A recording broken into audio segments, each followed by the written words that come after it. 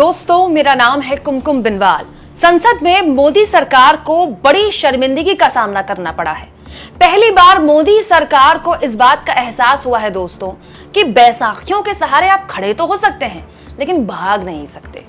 ऐसा हुआ है दोस्तों कुछ संसद में जो पिछले 10 सालों में बड़ा मुश्किल से देखने को मिला था। वो मोदी सरकार जो आए बाएं साएं जब मन करे, जैसे मन करे, जो मन करे वो बिल पास करवा लेती थी और कानून बनवा लेती थी। उस मोदी सरकार को अपने फेवरेट बिल को लाने में न केवल पसीने छूट गए बल्कि ठंडे बस्ते में भी डालना पड़ गया। दोस्तों, वक्फ बोर्ड में संशोधन का बिल कल मोदी सरकार बड़े जोर शोर से लेकर आई। बड़े ढोल नगाड़ों के साथ गोदी मीडिया ने भी इसका जश्न बनाया कि मोदी सरकार का एक और मास्टर स्ट्रोक। दोस्तों, इस बिल के तहत मोदी सरकार का जो हिंदुत्व का एजेंडा है वो एक तरह से उसको आगे बढ़ाने में उसको और बल मिलता है। और गोदी मीडिया तो पिछले कई दिनों से वो काम कर ही रहा है जब से ये इस बिल को पब्लिक में रखा गया है। लेकिन बड़ी बात यह है दोस्तों कि 4 जून के बाद चीजें बदल चुकी हैं। मोदी जी इसको स्वीकार नहीं कर पा रहे थे। कल उनको इस बात का एहसास हो गया होगा कि अब 4 जून के बाद चीजें बदल चुकी हैं, क्योंकि मोदी सरकार को शायद पिछले 10 सालों में ऐसा पहली बार देखने को मिला है कि कोई बिल इंट्रोड्यूस करना पड़े और जेपीसी में भेजना पड़े। जेपीसी में भेजने के लिए अब सरकार राजी हो गई है, जिसको लेकर लगातार विपक्ष कह रहा था। यह भी कहा कि जेपीसी में भेजिए आप बिल। अंत में सरकार को न केवल विपक्ष के आगे घुटने टेकने पड़े बल्कि बीच संसद में सरकार को उसके अपने सहयोगियों ने धोखा दे दिया। वो सहयोगी जो सरकार की बैसाखी हैं, उन सहयोगियों ने बता दिया कि आप करिए अपने एजेंडे में काम, लेकिन किसी भी हाल में अगर हमारी राजनीति को इससे नुकसान हुआ तो हम हाथ खींचने में वक्त नहीं लगाएंगे। दोस्तों, सब कुछ मैं तफसील से आपको बताने वाली हूं। दोस्तों, इस सरकार ने पिछले 10 साल में कभी किसी की नहीं सुनी, ना संसद के अंदर ना संसद के बाहर। मतलब हमेशा अपनी एक तरह से आप कह सकते हैं दादागिरी चलाई, क्योंकि भाई टेक्निकली सरकार के पास संख्या बल था। लोकसभा में तो बम संख्या बल था, 2014 में भी और 2019 में भी बीजेपी के पास अपने दम पर बहुमत था। और राज्यसभा में भी दोस्तों न केवल अपने बल पर उसके पास बहुमत था बल्कि उसके पास बीजू जनता दल जैसे ऐसे सहयोगी भी थे जो सरकार का हिस्सा नहीं थे लेकिन सरकार के पिट्ठू बनकर ही चलते थे। लेकिन दोस्तों, वक्फ संशोधन बिल कल सरकार ने जब पेश किया तो उसको जोर का झटका वहां से लगा जहां से उसने उम्मीद नहीं की होगी। टीडीपी और एलजेपी जो सरकार के सहयोगी हैं, उन्होंने अंत में बहस के आते आते अंत में कह दिया कि आप इस बिल को जेपीसी में भेज दीजिए, जॉइंट पार्लियामेंट्री कमेटी में भेज दीजिए। अब जेपीसी में भेजने का मतलब आप समझ लीजिए कि ये बिल गया ठंडे बस्ते में, क्योंकि वो एक बहुत लंबा प्रोसीजर होता है। वहाँ से बिल का बहस होती है और जेपीसी में हर राजनीतिक दल के प्रतिनिधि होते हैं, और तो वो एक बहुत ही लंबा प्रोसीजर है। मतलब उसमें कई बैठकें होती हैं उसमें। ये सब तब हुआ है दोस्तों जब किरण रिजिजू कल जब बिल इंट्रोड्यूस कर रहे थे, मैं पूरा उनका भाषण सुन रही थी, तो किरण रिजिजू ने इतने लंबे चौड़े भाषण में बताया है कि हम तो पता नहीं कितने साल से इस बिल की तैयारी कर रहे थे। हम पर विपक्ष आरोप लगा रहा है कि हम बिल जल्दीबाजी में ले आए, अपने कट्टर हिंदुत्व के जो हमारा वोट बैंक है उसको खुश करने के लिए। अखिलेश यादव ने इसी शब्द का इस्तेमाल किया था ना विरोध करते हुए कि अपने जो कट्टर वोट बैंक है उसको संतुष्ट करने के लिए आप इस तरह का बिल लाए। तो किरण रिजिजू ने उसके जवाब में कहा था कि हम तो पता नहीं कितने साल से इस पर मंथन कर रहे हैं, हमको इतनी शिकायतें मिली हैं, इतने लोगों से हमने बात की है, हमारी तो सहमति बन गई है। जेडीयू की तरफ से ललन सिंह इतनी मजबूती से बोल रहे थे कि उनको सुनकर भी हैरानी हो रही थी कि ये सरकार के कोई प्रवक्ता है क्या, मतलब लग भी नहीं रहा था कोई सहयोगी है। इसके अलावा टीडीपी की तरफ से भी वहां के एक सांसद बोले और उस वक्त भी उन्होंने समर्थन किया। मतलब दिखाने की एक जोर आजमाइश की गई सरकार की तरफ से कि देखिए कैबिनेट में भी हमारी बात हो गई, क्योंकि कैबिनेट में तो सहयोगी है ना, एलजेपी भी है, टीडीपी भी है, जेडीयू भी है, कैबिनेट में तो बात हुई होगी ना बिल लाने से पहले। वहां पर देखिए टीडीपी ने हरी झंडी दे दी, एलजेपी ने हरी झंडी दे दी।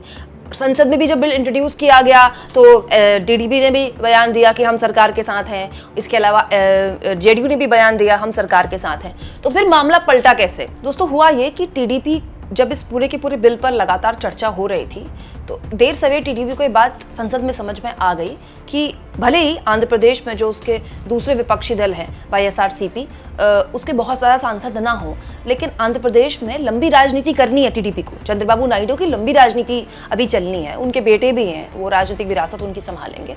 और आंध्र प्रदेश में चंद्रबाबू नायडू मुसलमानों के वोट को हासिल करके मुख्यमंत्री बने हैं। मतलब टीडीपी तो अपने घोषणा पत्र में मुस्लिम आरक्षण का जिक्र करती है और चुनाव के बाद, जीतने के बाद भी उनके बेटे ने बयान दिया था कि हम कटिबद्ध हैं, प्रतिबद्ध हैं, मुस्लिम आरक्षण तो हम देकर रहेंगे, वो हमारा वादा है।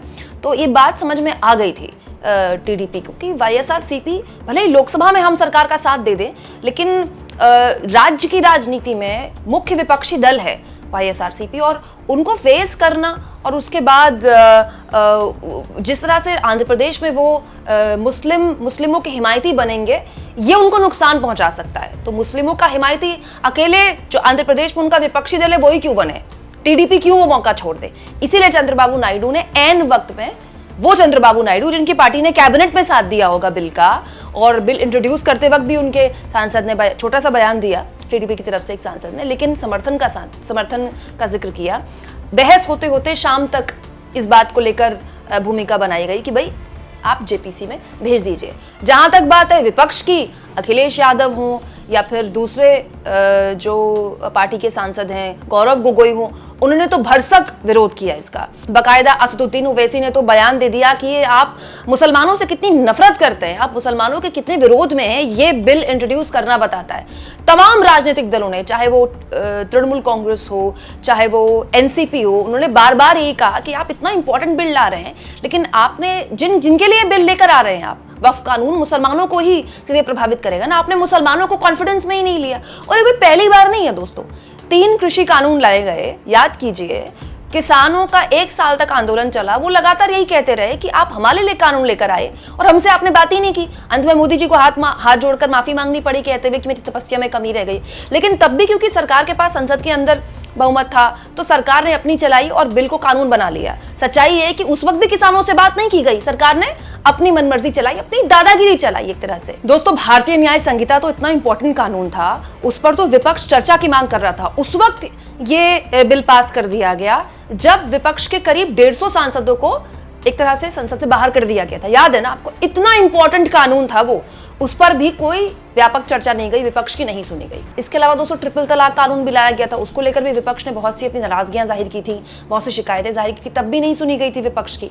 लेकिन जैसा कि मैं लगातार कह रही हूँ कि 2014, 2019 और 2024 बहुत पानी बह गया है गंगा में, और 4 जून के बाद तो चीजें पूरी तरह से बदल गई है। तो सरकार की ये बात अच्छे से कल समझ में आ गई है कि हो सकता है कि आप कैबिनेट में सहयोगियों को साध लें, हो सकता है कि आप उसके बाद संसद में भी एक पूरी तरह से फ्लोर मैनेजमेंट कर लें और आपके बिल का जेडीयू भी पूरी तरह से समर्थन कर दे, टीडीपी भी समर्थन कर दे, लेकिन अंत तक आते आते आपको अपना सो कॉल्ड सबसे इंपॉर्टेंट बिल, जो 3 राज्यों के विधानसभा चुनाव में, झारखंड में, महाराष्ट्र में और हरियाणा में, खास तौर पर महाराष्ट्र में एक बहुत ही गेम चेंजर के तौर पर हो सकता था, बीजेपी के लिए एक बहुत बड़ा एक गिमिक हो सकता था, राजनीतिक तौर पर एक बड़ा फायदा दे सकता था उसको, वो उसके ठंडे बस्ते में चला गया। विपक्ष तो शुरुआत से ही इसका विरोध कर रहा था, अपनों के दबाव की वजह से भी। क्या अगर एलजेपी और टीडीपी सरकार को ये सुझाव ना देते कि आप जेपीसी को भेज दीजिए, तो सरकार शायद ना भेजती, जो कि पिछले 10 सालों में नहीं देखा गया है। मतलब पिछले 10 सालों में तो कमेटियों को बिल भेजना, वहां चर्चा करना, ये तो चलन ही खत्म हो गया है।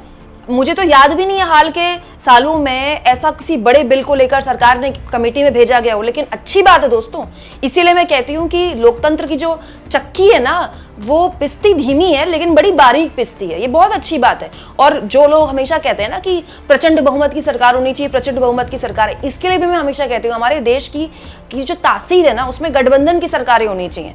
गठबंधन की सरकारें, चाहे आप सत्ताधारी दल को या सत्ताधारी पार्टी को ज्यादा सीटें आ जाएं, लेकिन गठबंधन की सरकारों में सरकार के हाथ पैरों में कुछ जंजीरें होती हैं, वो सुनती है, उसको ना चाहते हुए भी विपक्ष की भी सुननी पड़ेगी, उसको ना चाहते हुए भी सत्ता पक्ष में अपने सहयोगियों की भी सुननी पड़ेगी। और यही लोकतंत्र में सही तरीका है, ये दादागिरी वाला तरीका नहीं चलता है। दोस्तों, यहाँ मैं कतई नहीं कह रही हूँ कि वक्फ के कानून सब बढ़िया है, ऐसा नहीं है, नथिंग इज परफेक्ट।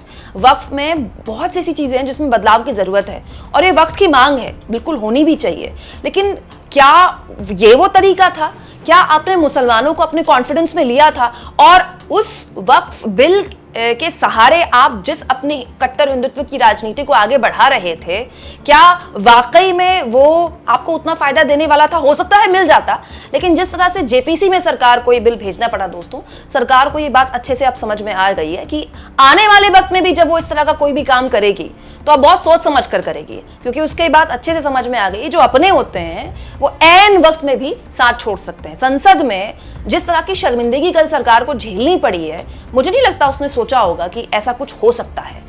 आप इस मुद्दे पर क्या सोचते हैं दोस्तों? क्या अब सरकार अलर्ट में रहेगी कि वो सही होगी जो हो सकता है कि शुरुआत में साथ दे, संसद में अंत तक आते आते साथ छोड़ सकते हैं, और जब संसद में एक बिल को लेकर साथ छोड़ सकते हैं तो फिर आगे न जाने किस किस मुद्दे पर साथ छोड़ सकते हैं? कमेंट बॉक्स में जरूर लिखें, और जितना हो सके दोस्तों चैनल को शेयर करें, सब्सक्राइब करें, और थैंक्स और ज्वाइन के ऑप्शन से अगर आप चाहें तो कुछ आर्थिक मदद भी चैनल की जरूर करें।